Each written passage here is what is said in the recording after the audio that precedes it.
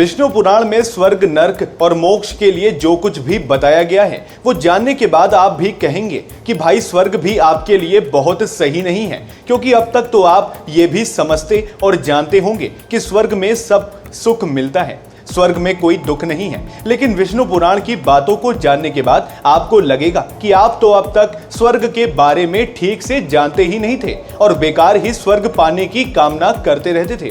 क्योंकि सोचिए, स्वर्ग के राजा इंद्र ही अक्सर दुखी रहा करते हैं, तो स्वर्ग में रहने वाले प्राणियों का क्या ही होता होगा।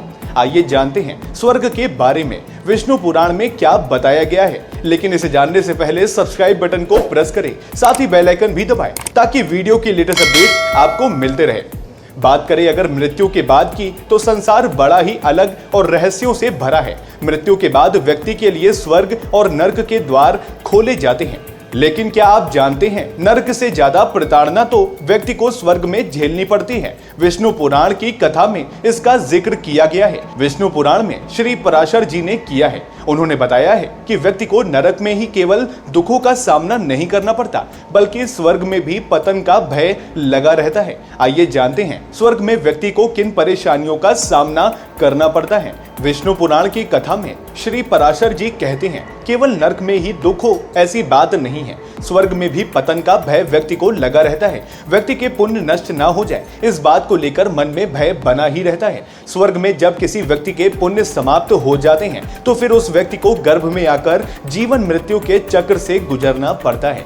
कई बार जब व्यक्ति गर्भ में आता है तो उसकी मृत्यु गर्भ में ही हो जाती है। विष्णु पुराण की कथा में पराशर जी आगे कहते हैं कि जिसका जन्म हुआ है उसे कभी न कभी मरना ही होता है, चाहे बाल्य अवस्था में या युवा अवस्था में, मध्यम वय में हो या फिर किसी रोग से, उस व्यक्ति की मृत्यु निश्चित ही है। जब तक व्यक्ति जीता है तब तक उसे कई प्रकार के कष्टों का सामना करना पड़ता है। किसी न किसी रूप में अपने जीवन काल में व्यक्ति को कई तरह की प्रताड़नाओं का सामना करना पड़ता है और यही दुख व्यक्ति को धीरे धीरे अंदर ही अंदर कमजोर बना देते हैं। व्यक्ति को जो जो चीजें प्यारी होती हैं वो उसके लिए दुखों के एक वृक्ष की तरह होती हैं। जैसे व्यक्ति को स्त्री, संतान, मित्र, घर, संपत्ति, धन आदि चले जाने पर व्यक्ति को जो दुख होता है, वैसा दुख शायद ही उसे कभी सहन करना पड़े।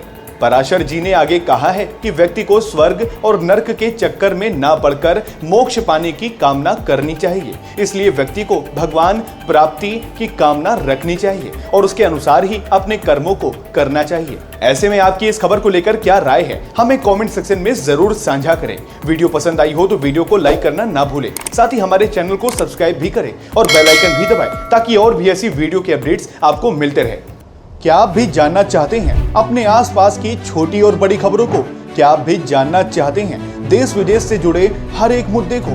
क्या आप भी जानना चाहते हैं राजनीति की हलचल को? क्या आप भी जानना चाहते हैं स्पोर्ट्स से जुड़े हर एक अपडेट्स को? क्या आप भी जानना चाहते हैं कि आपका राशिफल क्या कहता है? तो बिना किसी देरी के दैनिक खबर लाइव को सब्सक्राइब करें, साथ ही बेल आइकन भी दबाएं ताकि वीडियो के लेटेस्ट अपडेट्स तुरंत मिल सके। जी हाँ, बिल्कुल तुरंत।